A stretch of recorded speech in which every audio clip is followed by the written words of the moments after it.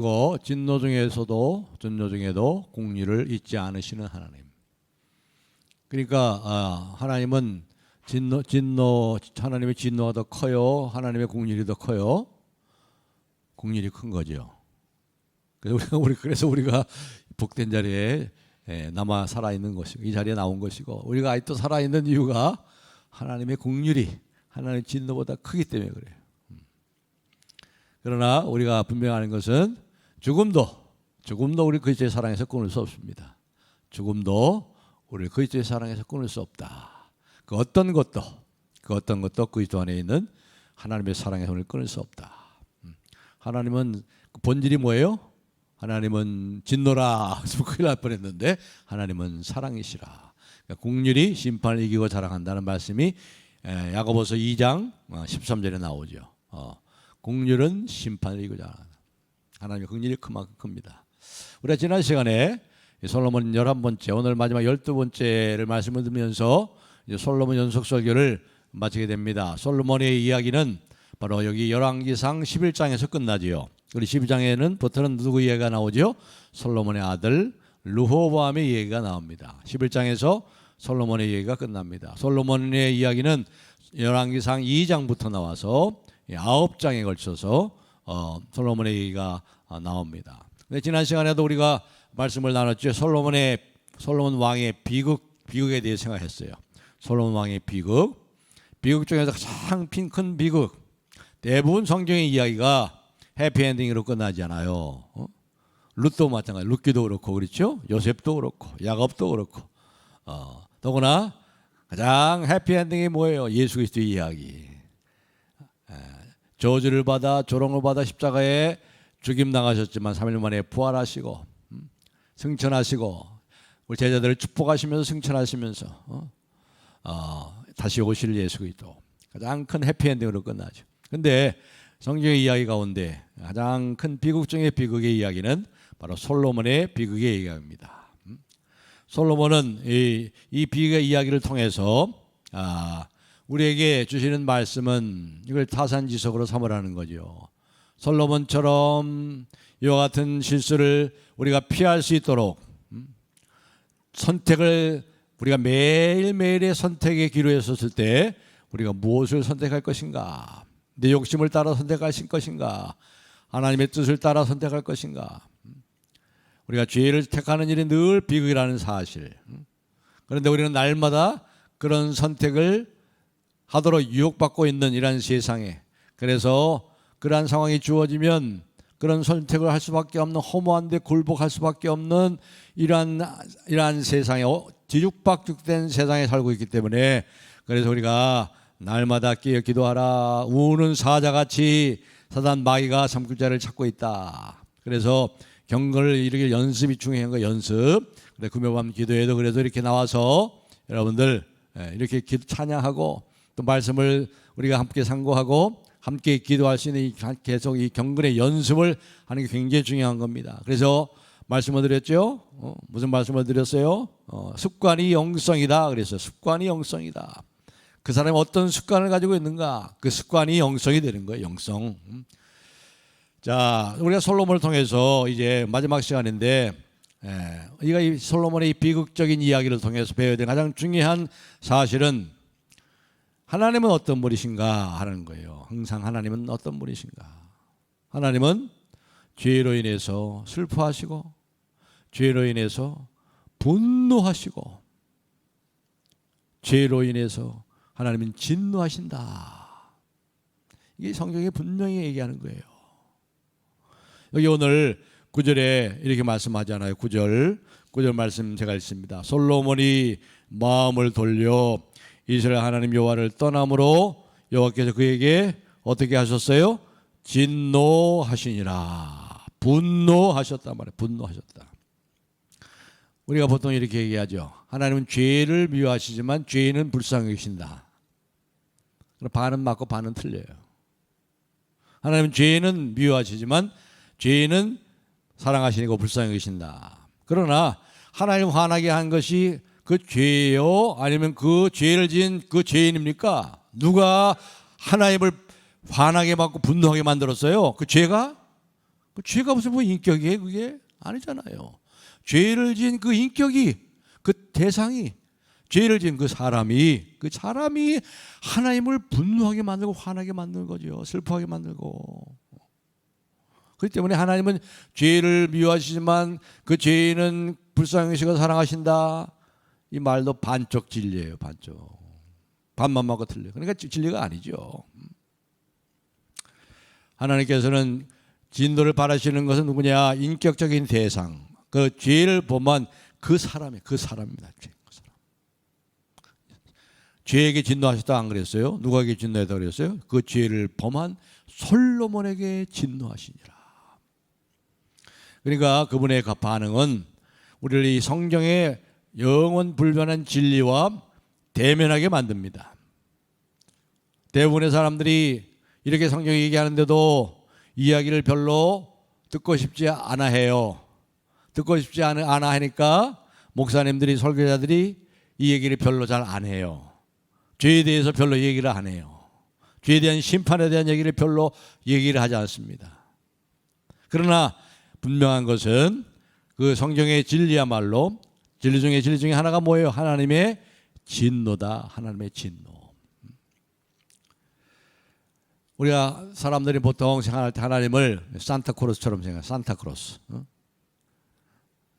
우리 일에 뭐예요? 반대하지 않으면서 선물 보따리를 가득 싣고 오는 산타크로스. 저 멀리서 계셔서 우리를 축복하시려고 큰 선물을 준비하고 이 빨간 뭡니까? 빨간 사슴, 빨간 코 사슴을 타고 오는 산타크로스처럼 그렇게 생각하는 건 동네 마음씨 좋은 아저씨처럼. 그러나 솔로몬을 이스라엘의 이 왕좌에 앉게 해 주신 하나님은 자비로우신 하나님, 사랑의 하나님인 동시에 진노의 하나님이다. 진노의 하나님. 그분의 진노는 이성을 잃은 감정이 아니에요. 죄에 대한 하나님의 합당한 반응인 것입니다. 그래서 존 스토트 목사님은 이렇게 하나님의 진노에 대해서 이렇게 정의를 내렸습니다. 하나님의 진노는 악에 대한 의로운 반응이다. 악에 대한 그분의 확고한 적대감이다. 악을 용납하는 것에 대한 그분의 거절이다. 악에 대한 그분의 심판이다. 이렇게 분명하게 정의를 내렸어요. 하나님은 정말로 우리가 상상할 수 없이 거룩한 분이에요. 거룩한 분. 눈곱만큼의 오점도 없어요. 티도 없어요. 티도감도 없어요. 한치의 오염도 없으신 분이에요. 그런 분이기 때문에 죄에 대해서 용납을 못해요. 볼 수가 없어요. 죄를 차마 그냥 볼 수가 없는 거예요.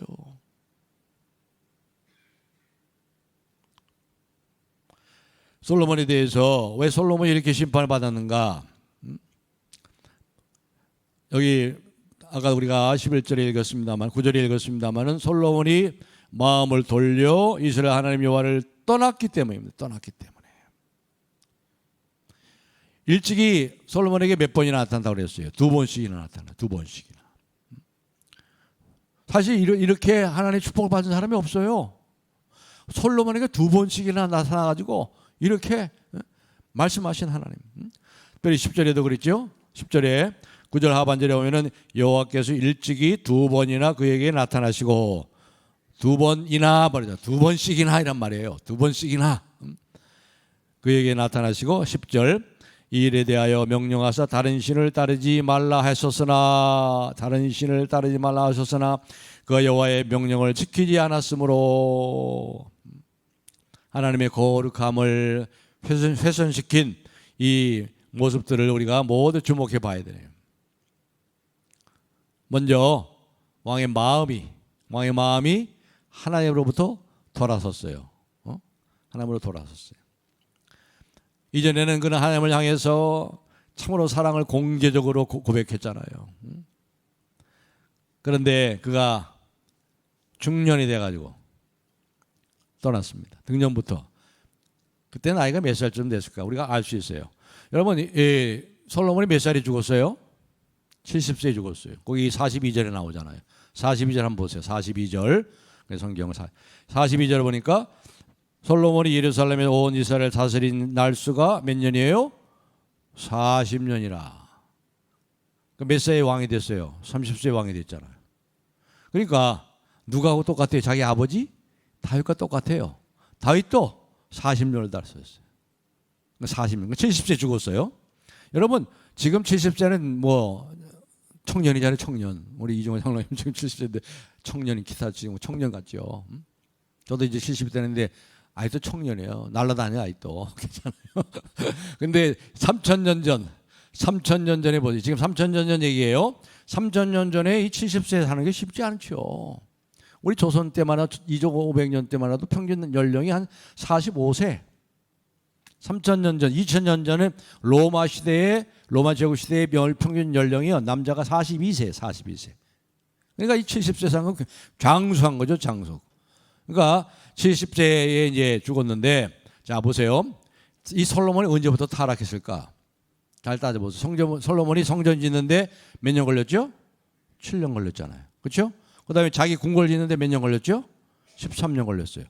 20년 동안은 그 성전 짓고 자기 궁궐 짓느라고 정신없어. 죄질 틈이 없어. 50세가 돼가지고 그때부터 이제 타락하기 시작하는 거예요. 50세부터 20년 동안. 50세부터 20년 동안. 오늘 뉴스를 봤는데 알파치노, 제가 좋아하는 배우거든. 데이브 갓파더의 알파치노가 83세인데 아이를 가졌대요.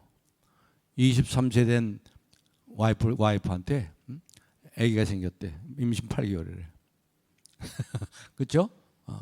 그걸 보면 50세부터 시작해가지고 20년 동안 이 솔로몬은 타락하기 시작한 거예요. 여러분 다윗이 밧세바와 간음하고 그런 사건이 언제부터 몇 세 일어난 건지 아세요? 50세 정도, 50세. 그러니까 딱 자리 잡고 50세 정도 이 자리 잡고 모든 게 평안하고 성전도 다 짓고 궁궐도 다 짓고 아주 승승장구하는 거죠. 잘 나가니까 그때부터 한눈 팔기 시작한 거예요. 한눈 팔기 시작하는 거예요. 초와 첩을 1,000명이나 돼요. 초와 첩이 1,000명씩이나 되고 그들의 우상을 섬기고 50세부터 타락하기 시작한 거예요. 이 솔로몬이. 다윗도 마찬가지고 잘 나가면서 바로 하나님께서 그로 인해서 진노하시고 마음을 돌려 여호와를 떠남으로 그에게 진노하시고 그렇습니다. 하나님께서는 거룩한 질투심을 가지고 계세요. 거룩한 질투심. 나 외에는 다른 신을 내게 있지 말지니라. 하나님께서 이 솔로몬에게 복을 주시고 그렇게 하시고 2번씩이나 나타났어요. 2번씩이나. 그런데 솔로몬은 그 첫사랑을 버렸어요. 하나님과 대면해서 남들보다 특별한 특권을 가지고 2번씩이나 하나님께서 그에 나타나서 말씀하시고 대면해서 이렇게 얘기하신 그런 왕은 없어요. 그런 왕은 없어요. 그런데 이 솔로몬에게 2번이나 일어났다 그래요. 2번이나. 한 번은 통치 초기에 일어났잖아요. 그렇죠? 30세에. 그럼에도 불구하고 그 2번째는 언제 일어났습니까? 성전을 다 짓고 하나님 앞에 이제 천번제를 드리고 1,000번 제사를 드리고 그리고 하나님께 기도할 때 하나님께서 그에게 나타나셨잖아요. 그럼에도 불구하고 솔로몬 하나님으로부터 돌아섰다. 그러니까 우리가 생각했었지만은 아무리 우리가 큰 영적인 은사를 받았다 할지라도 또 우리가 아무리 큰 영적인 체험을 했다 할지라도 그것들이 그를 지켜주지 못해요. 절대 지키지 못해요. 아무리 큰 영적인 은사를 가졌다고 해서 또 아무리 큰 영적인 체험을 했다고 해서 그것이 이 솔로몬을 지켜주지 못하는 거예요. 그러니까 선절로 생각하는 사람 넘어질까 조심하라. 그렇습니다. 특별히 솔로몬은 죄 중에서도 모든 죄 중에서 가장 큰 죄를 지었어요. 하나님이 그토록 분노하시는 이유가 다른 신을 따랐다. 다른 신을. 하나님의 목전 앞에, 그 예루살렘 성전 앞에다가 감람산 있잖아요. 그 앞에 눈에 보이는 감람산에 온갖 그 외국에서 데리고 온 이 초와 첩들의 신당을 다 지어놓고, 하나님의 눈에 보이는 그 성전 앞에다가 감람산에다가요, 모든 그 외교적인 정세 때문에 또 자기가 좋아서 데려온 여자들, 그 처와 첩들, 그 신당, 그들이 전부 종교를 가지고 와서 자기들의 종교를 가져왔잖아요. 그걸 가지고 거기다 하나님의 성전 바로 앞에 감람산에다가 그 신당을 지었단 말이에요. 그걸 거기다 절하고 있어요. 이 솔로몬이 하나님이 이렇게 보고 있는데 하나님을 등지고 그 신당을 향해서 절하고 있단 말이에요. 생각을 해보, 상상을 해보란 말이에요. 이렇게 타락을 하는 거예요. 이렇게 타락을 하는 거예요. 그러니까 이 솔로몬이 타락한 원인 중에 하나가 너무 잘 나가서 그래요. 별로 고난을 안 받았어. 이 사람은 언제나 태평시대에, 언제나 평화로운 시대. 고난을 받아야, 인간은 고난을 받아야 자기의 한계를 알고 하나님을 의지하게 되고 주여 살려주세요 이래 되는데, 고난이 별로 없어. 인생을 보면 50세까지 별로 없어요. 승승장구지 뭐 그냥. 그래서 고난 받는 것이 유익이라. 내가 이로 인하여 내가 주의 율례와 법도를 배우게 되었나이다. 유일하신 하나님, 유일하신 참 하나님. 하나님은 모든 신들 중에 가장 뛰어난 분이 아니에요. 신은 하나님밖에 없어요. 다 인간들이 만든 거예요. 인간의 상상 속에 나온 거예요. 그런데 그 살아계신 성부, 성자, 성령 하나님은, 그 하나님을, 그 유일하신 한 분을 섬기지 않고 거짓 신들, 그걸 예배하기로 결정을 했어요. 작심을 했어요.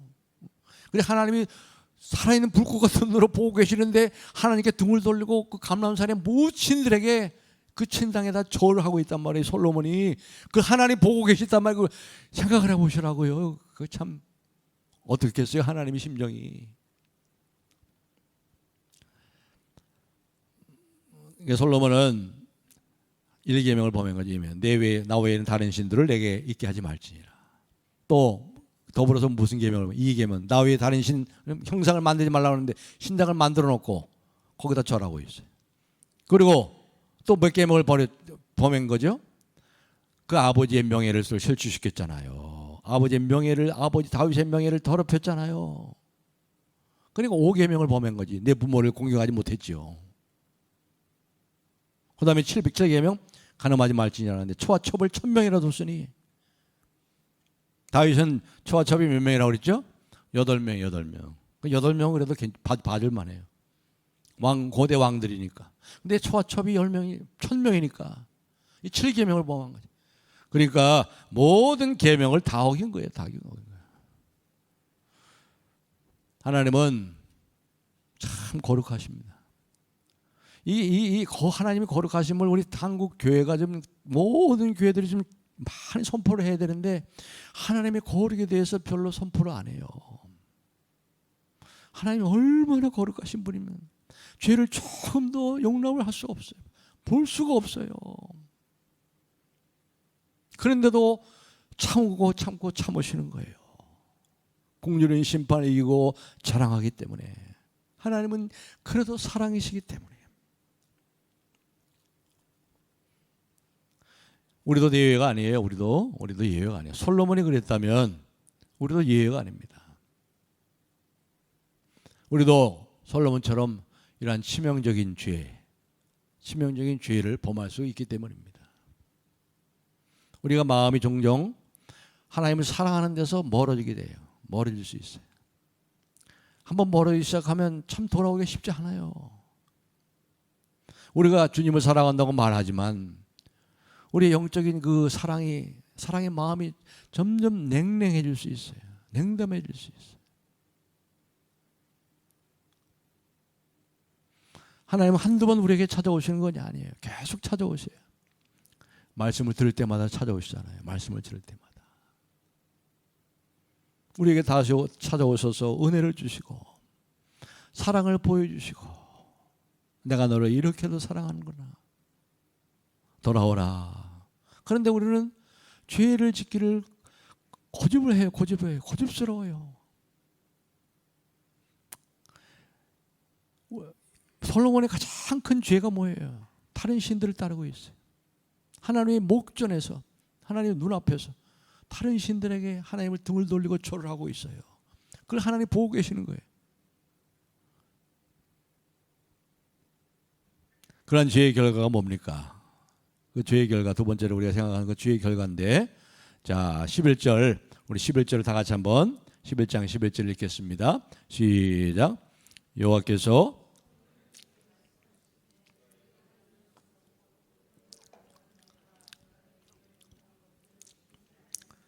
내가 반드시 이 나라를 네게서 빼앗아 네 신하에게 주리라. 그러니까 하나님의 계명을 지키지 않는 것이, 이런 죄를 짓는 것이 이제 다윗이 아니고 솔로몬의 습관이 되어버렸어요. 습관이 되어버렸다.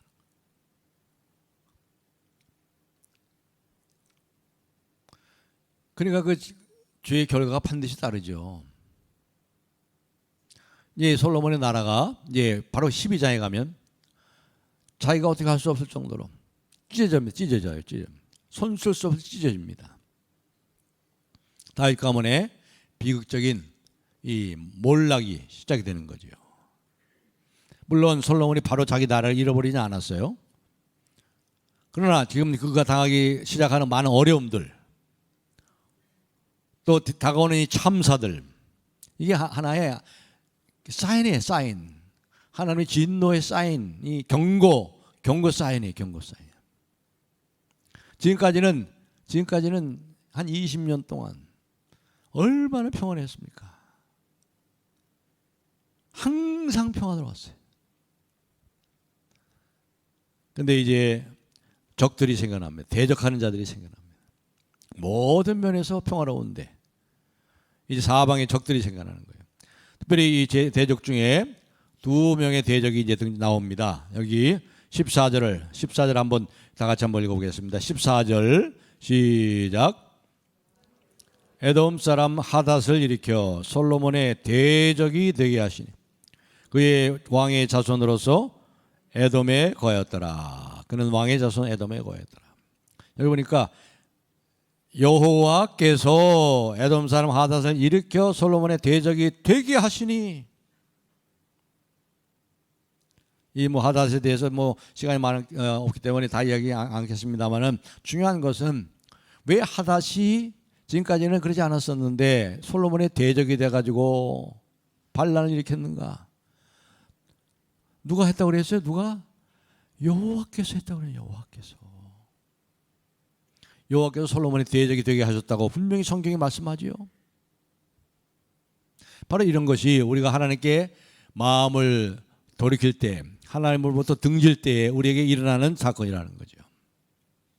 그분의 손이 우리에게 맞서 있어요. 우리의 대적이 되는 거예요. 우리가 죄에 대한 그 열매를 거두게 되는 거예요. 그리고 여기 그뿐만 아니라 르손이라는 사람도 대적이 됩니다. 여기 23절 한번 읽겠습니다. 시작. 하나님이 또 엘리아다의 아들 르손을 일으켜 솔로몬의 대적자가 되게 하시니 그는 그의 주인 소바왕 하뎃 에셀에게서 도망한 자라. 하나님이 르손을 일으켜 솔로몬의 대적자가 되게 하시니, 이게 물론 이 하닷이라든가 이 르손은요, 정치적이고 이런 외교적인 그러한 문제로 인해서 이러한 결과가 나타나지만, 그러나 정치적이고 외교적인 문제가 아니라도 근본적인 뭐예요? 그 얘기는 정치적이고 군사적인 충돌, 외교적인 그런 이해관계 속에서 이런 일이 일어나지만 이건 세상의 역사가들이 보는 기준이지만, 성경의 저자는 뭐라고 그래요? 하나님이 대적이 되게 하신다. 죄에 대한 하나님의 심판이라는 거죠. 더 근본적인 것은 정치적이고 군사적이고 외교적인 그런 충돌 가운데 세상의 역사가들이 보는 것이 아니고 세상의 역사가는 하나님이 없잖아요. 역사의 주인공이 누구예요? 역사의 주인이 하나님이신데, 그래서 성경의 저자는 뭐예요? 여호와께서 하나님이 르손과 하닷을 일으켜, 하닷은 북쪽에서, 르손은 남쪽에서 이렇게 하는 거예요. 비극적인 사태는 그 비극적인 죄의 결과라는 거죠. 그러니까 하나님은 오늘날도 여전히 같은 방식으로 일하시는 거예요. 여전히 종종 죄인들을 심판하십니다. 물론 하나님이 우리가 하나님 죄에 대한 하나님의 심판인지 아닌지 우리가 그것을 다 알 수는 없어요. 하나님의 뜻을 우리가 알 수가 없어. 너무 내 생각은 너희와 다르며. 그러나 우리가 분명히 알 수 있는 것은 그리스도인에게도 이런 심판이 있는데, 그건 심판이 아니고 그리스도에게 속한 저와 여러분에게 일어나는 이 엄청난 비극들은 결코 심판이나 처벌이 아니라 우리를 바로잡기 위한 하나님의 인생 막대기요. 그렇죠? 인생 막대기요. 그 다음에 사람 채찍이라. 사람 막대기요, 인생 채찍이라는, 우리를 바로잡기 위해서, 우리를 고치시고 마침내 복을 주시기 위한 하나님의 아버지의 사랑의 손길로부터 오는 거예요. 히브리서 12장 6절 잘 아는 말씀이죠. 히브리서 12장 6절, 주께서 그 사랑하는 자를 징계하시나니. 사랑하는 자를 징계하시는 거예요. 이게 징계, 심판이 아니고 형벌이 아니고, 그리스도 안에 있는 저와 여러분에게 일어나는 이 비극적인 일들은 주께서 그 사랑하시는 자를 징계하시나니 그가 받으시는 아들들마다 딸들마다 채찍질하시니 징계가 없으면 사생자요 하나님의 자녀가 아니니라. 그건 분명한 거예요. 하나님께서 우리를 사랑하는 아버지처럼 징계하시는 것은 죄로 인해 우리에게 어떤 결과가 오는 것인지를 알게 하소서. 우리를 다시 선한 사역을 할 수 있도록 우리를 바로잡으시고 고치시고 마침내 복을 주시는 하나님의 사랑의 손길로부터 오는 것이다. 그렇기 때문에 우리가 세 가지를 늘 생각하셔야 돼요. 내가 돈을 어떻게 쓰고 있는가? 우리가 돈을 어떻게 쓰고 있는가? 돈에 대해서 여러분이 대하는 태도들, 돈을 나와 내 가족만을 위해서 쓰는 것인가? 하나님 나라를 위해서, 내가 하나님 나라를 위해서 쓰고 있는가? 그 다음에 성에 대해서 대하는 방식들에 대한 것, 그 다음에 권력을 행하는 것, 우리에게 주신 여러 가지 지위들, 우리에게 주신 여러 가지 뭐 학위라든가 또 여러 가지 또 뭐 지위라든가 이런 것들, 이 권력을 행사하는 이 모든 문제, 이것에 대해서 우리가 어떻게 결정을 내렸느냐에 대해서 하나님께서는 우리에게 책임을 묻습니다. 책임을 묻는. 그리고 결국 이것은요, 우리에게 뭘 또 보여주는 거예요? 종말론적인 최후의 심판을 보여주는 거예요. 이러한 심판이, 이러한 징계가 종종 있다는 것은 마침내 모든 의로운 심판은, 최후의 심판, 종말론적으로 최후의 심판이 반드시 있다. 예수 그리스도가 오셔서 하늘과 지옥의 문을 열고 닫을 그때, 근데 저와 여러분은 어떻습니까? 하늘문이 우리에게 열려 있죠. 우리는 지옥엔 절대 안 갑니다. 우리는 절대 버림받지 않아요. 우리는 하나님께서 우리를 그리스도 안에서 택하시고, 하나님 한번 택하시면 절대 버리지 않아요. 그러나 거기에 대해서는 여러분은 확신을 가지세요. 거기에 대해서는 절대 의심할 필요가 없어요. 그러나 하나님께서 징계하실 때, 징계를 받아보시면 알겠지만 정말 아픈 거죠. 정말 아프죠. 징계를 당한 사람은 알아요. 얼마나 아픈지. 근데 하나님은 또 감당할 만한 징계를 또 주세요. 감당할 만한 징계를 주세요. 감당할 수 있도록. 하나님이 없으면 도무지 감당할 수 없는 그러한 비극적인 일도 하나님이 하나님께서 감당할 수 있도록 또 힘을 주시고 위로를 주시고 소망을 주시고 붙잡아 주신다. 그러니까 저와 여러분은 참 복을 받은 사람들이에요. 얼마나 복을 받은 사람들.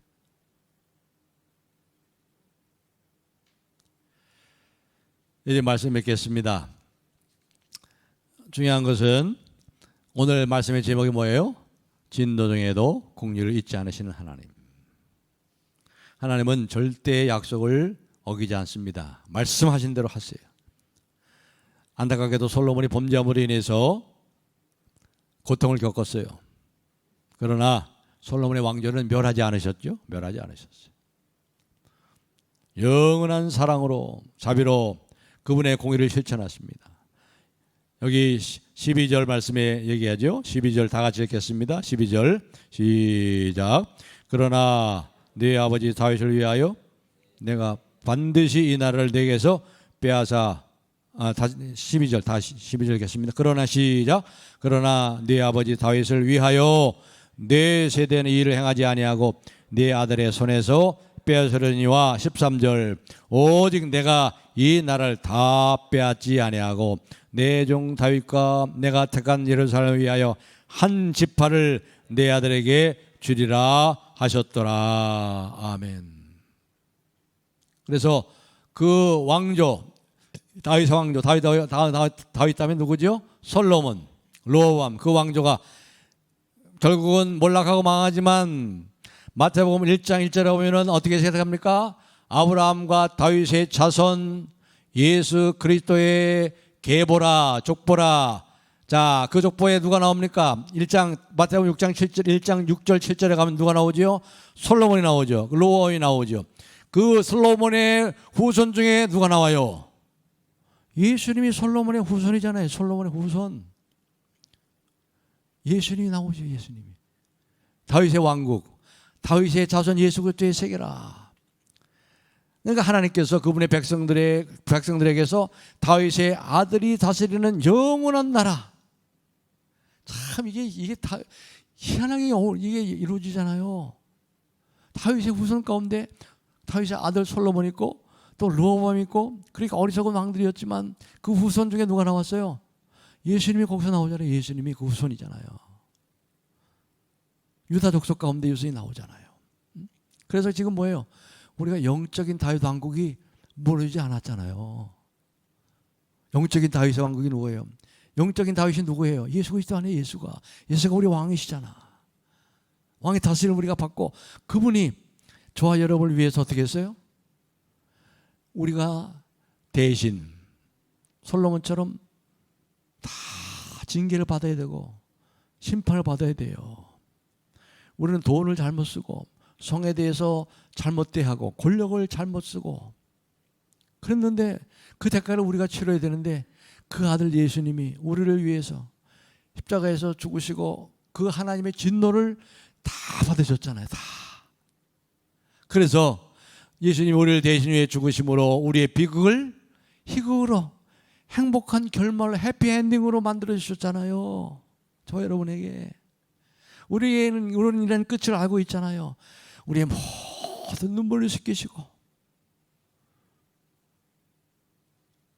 우리를 그 아버지의 품에 안아주시고 영원한 생명을 드리는 하나님의 나라 우리가 다 손잡고 들어가잖아요. 마지막에 손잡고 다 같이 들어갈 거 아니에요. 거기.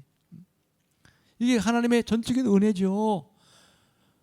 우리는 범죄하지 않은 인생이 없어요. 돈에 대해서 성에 대해서 권력에 대해서 제대로 쓰지 못했어요.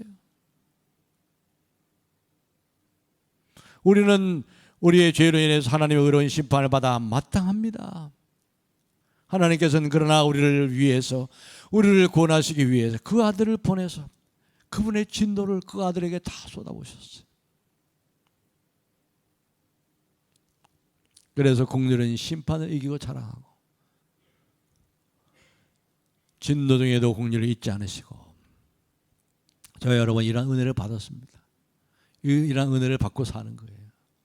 이 은혜를 잊지 마시고 기도하실 때마다 이 은혜를 우리들이 잘 깨닫고 이 은혜를 아는 자들이 되게 하옵소서. 우리 자손들이 우리 자녀들이 이 은혜를 아는 자들이 되게 해주십시오. 그래서 이 은혜를 헛되이 받지 않게 하시고 이 은혜를 잘 감당해서 주님을 가장 보배롭게 여기고 그분을 향해서 참 우리의 사랑을 드리고 우리의 마음을 드리고 그분을 위해서 우리의 육체의 남은 때를 쓸 수 있도록 우리에게 지혜를 주고 믿음을 주시옵소서. 그렇게 기도하는, 그래서 우리 육체의 남은 때를 통해서 더 하나님을 사랑하고 하나님의 마음을 기쁘게 해드리고 하나님 앞에 더욱더 귀하게 쓰임받는 우리 서울남북교회 또 여러분의 가정과 후손들이 될 수 있도록 그러한 기도의 밤이 되기를 주님의 이름으로 축복합니다.